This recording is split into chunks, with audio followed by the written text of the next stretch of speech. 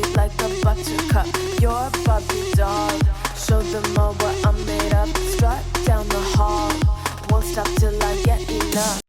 Okay, so we are ready for another deep dive. Yeah. March Madness is almost here. It is? Which means that if you are anything like me, you are probably already starting to stress about your bracket. Oh, yeah. Trying to figure out, like, who are the teams to watch this year? Who are the potential Cinderellas? You know, all that good stuff. Yep. And, well, to help us sort through all of that, Yeah. we are going to be taking a look at an article from CBS Sports. Okay. And this article has some really interesting bracket predictions Wow. and some analysis from a couple of experts in the field. Okay. Calvin Wetzel and Aaron Barzilai. Cool. And I just want to highlight right off the bat, Yeah. Aaron Barzilai in particular, he has some serious credentials when it comes to, basketball analysis. Yeah, he does. I mean, we are talking Stanford PhD. Wow. Former director of basketball analytics for the Philadelphia 76ers. And he is the founder of herhoopstats.com. That's impressive. So yeah, and then Calvin Wetzel also has a math background, and he uses the herhoopstats prediction model. Okay. So they're both, like, very much in this, data-driven kind of approach to making for predictions. So they know what they're talking about. They do. That's good. They really do. So you're saying these aren't just like random guesses? No, this Like real in-depth Yeah. analysis here. Yeah, they've got a great track record too. Okay. What's their record like? So, since the start of last season, they have actually gotten almost 60% of their picks correct. Wow, Which is really impressive. that's way better than I do. Me too. So Pretty much anybody. what were the exact numbers if you have those? Yeah, so last year it was 543 wins to 383 losses. Okay. And then so far this season, they're at 125 wins, 71 losses, and 1 draw. Wow.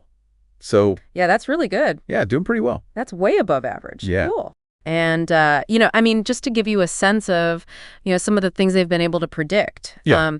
Barzilai actually correctly called Iowa beating UConn last year. Oh, wow. Which was a huge upset. Yeah. And he also correctly identified 3 of the Final 4 teams. So, So he's got a good eye for this stuff. he does. Okay, cool. Yeah, so basically what we want to do today is kind of go through this article Okay. and just kind of highlight some of the key takeaways, Yeah.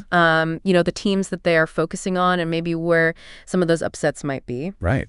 So let's jump right in. Okay. The first team that we are going to talk about is the UConn Huskies. Okay. The Huskies. And Always a powerhouse. yeah, they are entering the tournament as the number 2 seed Okay. in the Spokane 4 region. Right? And historically speaking, they have just been incredible. Yeah, they have. I mean, they have only missed the Final 4 once Wow. in the last 16 tournaments. That is incredible. Yeah, I mean, that's... Talk about consistency. Yeah. 16 tournaments? That's wild. It's insane. Okay. And of course, you can't talk about UConn without talking about Geno Auriemma, their coach. Oh, of course not. 11 national championships. Wow. It was just like a dynasty, Yeah, I mean, Decades of dominance. yeah, absolute legendary coach. Yeah.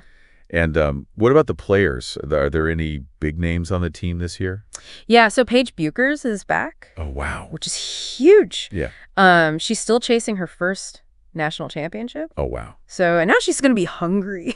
Yeah, so I'm guessing that's one of the big questions that these experts were probably looking at is who can stop UConn in that region? Right, exactly. Because, they're obviously expected to go pretty far, Yeah. but, there's always the possibility of an upset. Always. So, when you're filling out your bracket, I guess you have to think about, which other high seeds or even potentially dangerous lower seeds Right. might be able to, knock them out. Yeah, upset UConn? Yeah. Okay, cool. So speaking of that region, Yeah. the number 1 seed in that same Spokane 4 region is the USC Trojans. Okay, the Trojans. And they also have a pretty proud history. Oh, yeah, they do. They actually won some of the early national championships in women's basketball. Yeah, I remember reading about that. They won 2 of the first 3 NCAA women's tournaments. Wow. So they were like the original powerhouse. Yeah, like they really laid the foundation, for the program. Okay, cool. But they haven't been to the Final 4 since 1986. Oh, wow. So it's been a while. It has been a while, yeah. Okay. Which is kind of surprising, for a program with that kind of penalty. Yeah. But they do have a player this year named Juju Watkins, Okay. who is expected to be the National Player of the Year. Oh, wow. So they've got a star. They do. They have a star. Okay. And she, she's definitely going to be aiming to break that Final Four drought. Yeah, bet.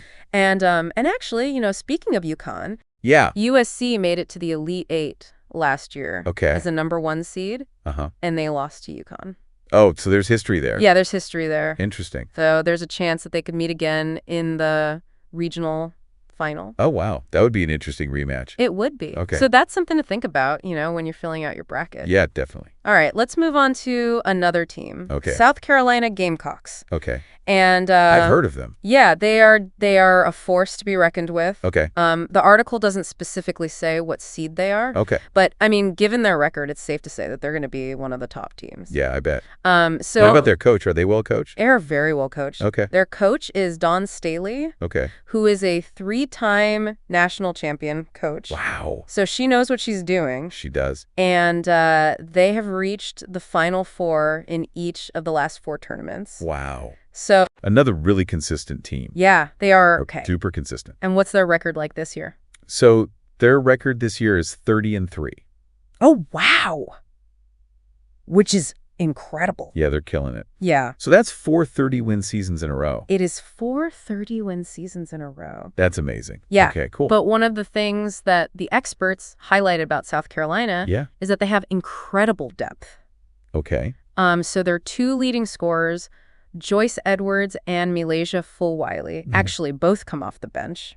Oh, wow.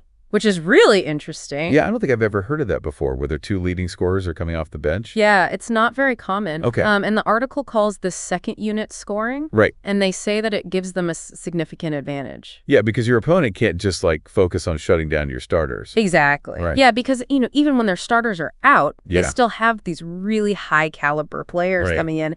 So it's hard to keep up that defensive intensity Exactly. for a whole game when they have to keep switching who they're guarding. Yeah, you get tired. Yeah. And then you make mistakes. Right. Makes sense. So interesting. Yeah, so South Carolina, definitely a team to watch. Definitely. Okay, the last team that we're going to talk about today is the Texas Longhorns. Okay. And they are the #1 seed in the Birmingham 3 region. All right. And they've had a really strong season. Yeah, they have. Especially in the SEC, which is a really tough conference. Yeah, it is. They shared the regular season title. Wow. And they made it to the SEC tournament championship game. Oh, wow. But they lost to South Carolina. Oh, so they're familiar with them. They are. Okay. Very familiar with them. Cool. But yeah, I mean, getting that #1 seed definitely shows that, they are a top team. Yeah, definitely. And they are led by sophomore forward Madison Booker. Okay. Who is an All-American. She's averaging 16.2 points per game and 6.6 rebounds per game. Okay, so she's a good all-around player. Yeah, she is. Cool. But the thing that really makes her dangerous yeah. is that she is super versatile. Okay. She shoots almost 44% from three-point range. Wow. For a forward, that's amazing. Yeah, it's pretty incredible. Yeah. And so, that just makes her so hard to guard. Yeah, you can't just pack the paint on her. Right. You have to guard her out on the perimeter. Exactly. Yeah. So yeah, she's a player to watch for sure. Definitely. So we've talked about some of the teams that the experts are focusing on.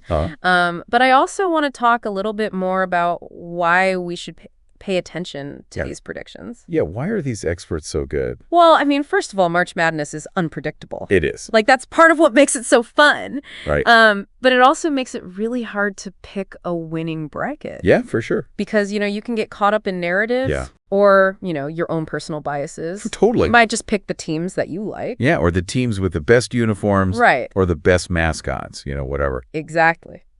It's hard to be objective. Yeah. But these experts are looking at data. Yeah, that's the thing. They're using data and analytical modeling to make their predictions. Right. And like we said, their track record is really good. Yeah, they're way above average. Yeah. So you're saying we should trust them more than our gut? I think so. Okay. Yeah. I mean, they're seeing things that, maybe the average fan wouldn't see. Right. They're looking at, matchups, and they're identifying teams that might be underrated. Okay. That's a good point. So it's not just about who you like or who has the bigger name. Yeah. It's about looking at the data. Gotcha. And seeing, where the value is. Okay, cool. So. All right, I'm convinced. Good. I'm going to listen to the experts this year. Yes. But I do have one more question. Okay. What about the Cinderellas? Okay, yes. The lower seeded teams that make those Surprising runs? Yes, those are always so much fun. Yeah, they are.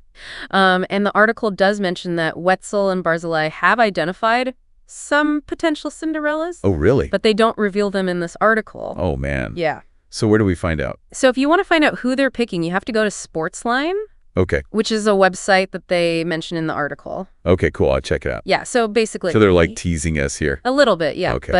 But yeah, I mean, I think that's part of the point is that, they want people to go to Sportsline Yeah, of course. and subscribe Right. and get their full bracket breakdowns. Right, so they can win their bracket pool. Exactly. Cool. Okay. Okay, so to wrap things up, Yeah. we have looked at 4 teams. Yeah. That the experts at CBS Sports are considering key players in the 2025 NCAA women's tournament. Okay. UConn, Mhm. USC, Uh-huh. South Carolina, Yep. and Texas.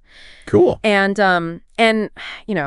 obviously these are all top teams Right. with high expectations, but like we said, anything can happen in March Madness. Always. And those Cinderella stories and upsets are what make it so exciting. They do. So yeah, I think the insights from these experts can really help us identify, where those surprises might come from. Okay. Help us make more informed decisions when we're filling out our brackets. Awesome. So as you're getting ready to watch the tournament and Yeah. you're finalizing your bracket, Yeah. I want you to think about this. Okay.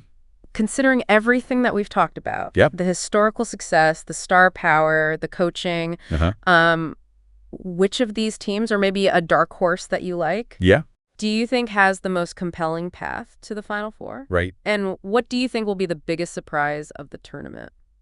Yeah, that's a great question. Yeah, so think about the balance of talent, Yeah. coaching strategy, Mm-hmm. maybe even a little bit of luck. Always need some luck. Always need some luck. Okay. And and enjoy the tournament. That's what I plan to do. Yeah. Cool. Thanks for this deep dive. Yeah, thanks for joining me. You bet. All right, see you. Sound the alarm. I'm coming up. We'll have a ball. I'm sweet like a buttercup. You're Barbie doll. Show them all what I'm made of. Strut down the hall. Won't stop till